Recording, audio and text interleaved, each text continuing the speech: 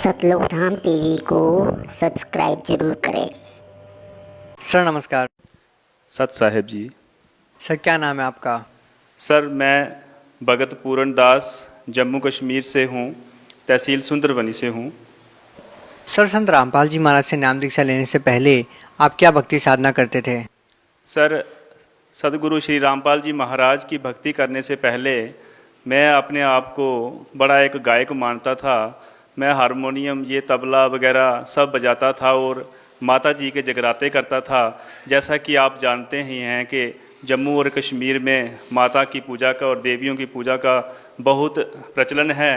तो रात रात भर जगराते करना और 2-3 दिन लगातार जगराते करना, घर से दूर रहना, बस मेरा यही एक शौक़ बन गया था।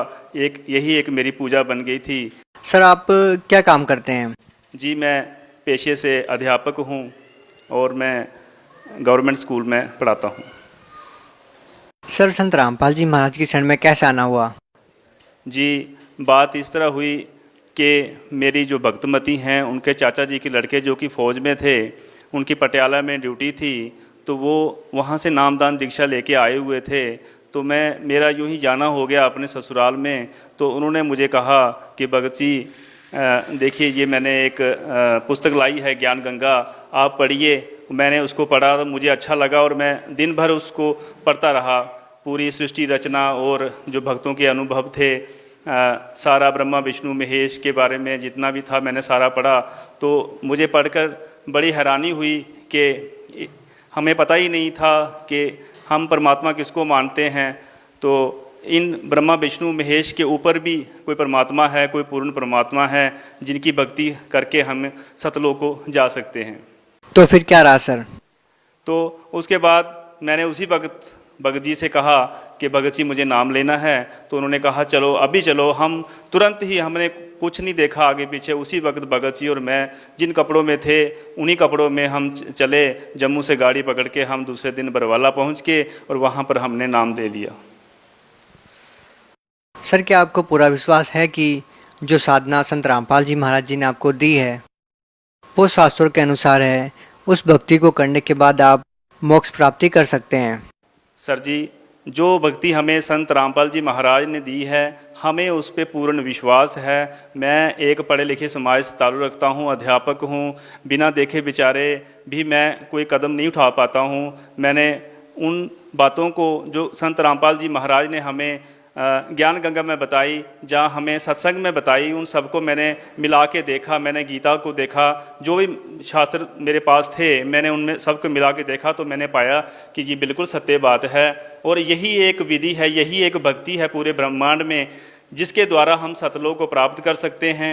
और कोई दूसरा संत ब्रह्मांड में नहीं है जो इस तरह की भक्ति हमें दे। बाकी सब तो बात करते हैं, ब्रह्मा बड़ा है, विष्णु बड़ा है, शंकर बड़ा है, लेकिन कोई भी एक परमात्मा की भक्ति करने के लिए नहीं कहता है। सर संत रामपाल जी महाराज से नाम दीक्षा लेने के बाद बहुत सारे लोगों ने नशा त्याग दिया, क्या आप भी कोई नशा करते थे? सर जी बिल्कुल मैं नशा करता था, उतना तो नहीं, लेकिन कभी कभार मैं भी शराब पी लेता था, मांस खाता था। क्योंकि हमारे घर में भी ये प्रचलन था कि देवी देवताओं के बकरे वगैरह दिए जाते थे, मुर्गे काटे जाते थे। तो भगत जी मैं तो अपने आप को मैं तो कुत्ता मानता हूँ कि मैंने घोर पाप किए हैं, मैंने खुद भगत जी मुर्गे काटे हैं। लेकिन सर जी जब मैं इस भक्ति पद्धति से जुड़ा तो मुझे ज्ञान हुआ कि हमें ऐसा नहीं करना है। हम जाने अनजाने में अपने जो हैं पाप कर्म को बढ़ा रहे हैं। आज हम जिसके साथ जैसा व्यवहार करेंगे तो कल को हमें वो भुगतना पड़ेगा। तो संत रामपाल जी की शरण में आने के बाद हमें इस बात का पता लगा कि गुरु जी जो हैं वो तीनों तापों को काट देते हैं, हमारे पाप कर्मों को बख्श देते हैं। तो उसके बाद मैंने तौबा कर ली और मुझे ज्ञान हो गया। तो आज मैं इन सब बातों से दूर हूँ। सर ऐसी क्या चीज़ है संत रामपाल जी महाराज जी से नाम दीक्षा लेते ही लोग नशा छोड़ देते हैं? ऐसी क्या दवाई देते हैं वो? क्योंकि हमने जितने भी उनके श्रद्धालुओं से बात की है 80% ऐसे श्रद्धालु मिले हैं जो नशा करते थे और नाम दीक्षा मिलते ही उन्होंने नशा छोड़ दिया। ऐसी क्या दवाई देते हैं, ऐसी क्या चीज़ है?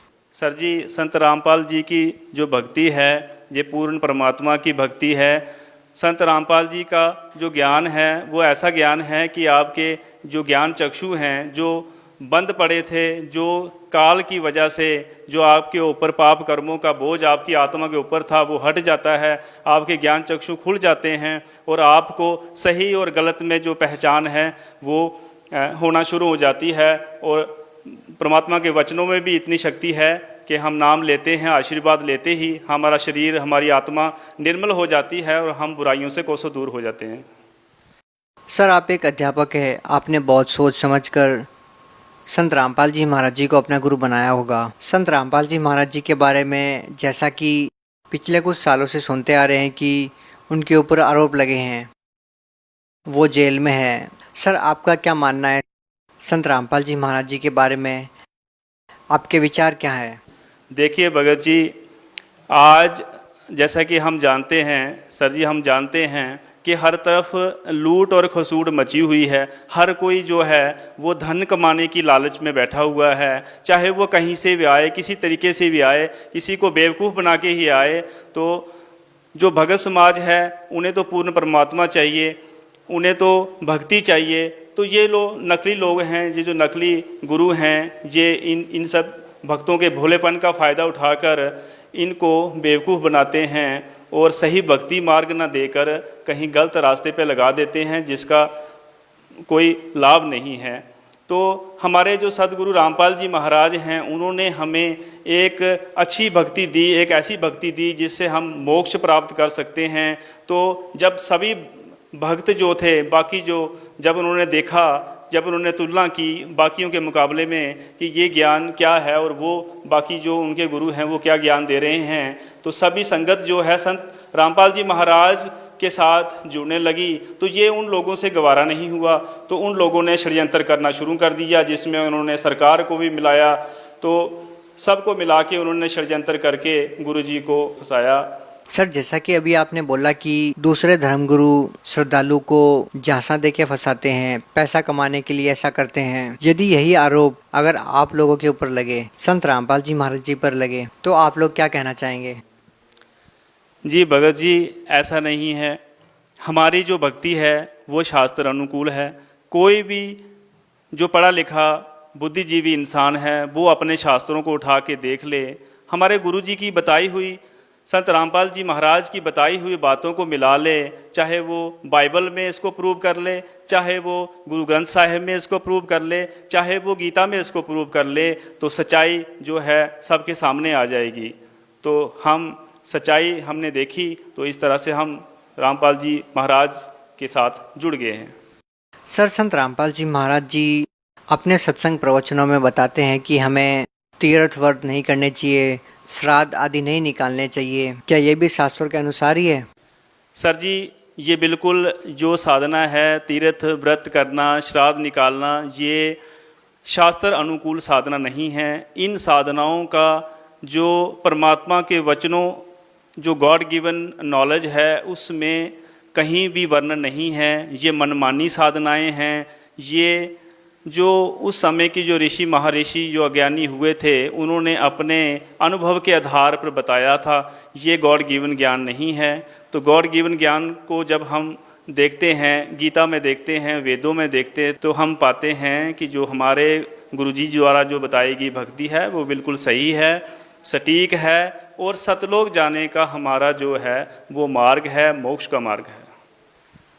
सर, आप उन लोगों को क्या संदेश देना चाहेंगे जो लोग संत रामपाल जी महाराज जी के फॉलोअर्स पर ये कह के ब्लेम लगाते हैं कि वो एक अंधभक्ति के तहत संत रामपाल जी महाराज जी से जुड़े हुए हैं और उनको पूरा ज्ञान नहीं है? आप उन लोगों को क्या संदेश देना चाहेंगे?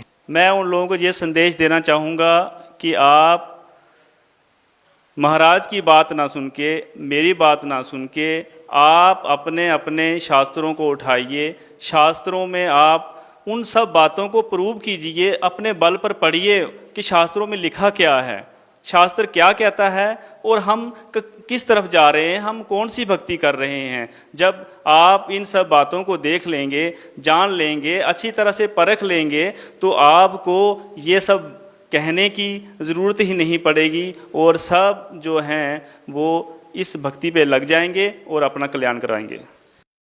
सर देखिए, वेद हैं, शास्त्र हैं, ये आदि अनादिकाल से पढ़े जा रहे हैं।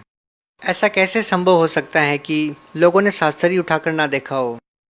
और अब जब संत रामपाल जी महाराज जी ने ऐसी क्या बातें उन शास्त्रों में से बता दी जो आज तक लोगों को नहीं पता?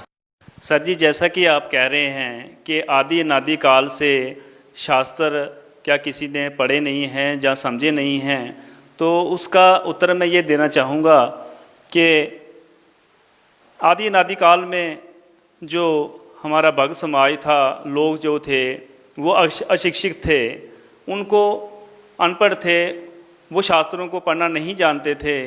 तो उस समय के जो पंडित और पंडा लोग जो थे वही जो है धर्म के ठेकेदार बन के बैठे हुए थे।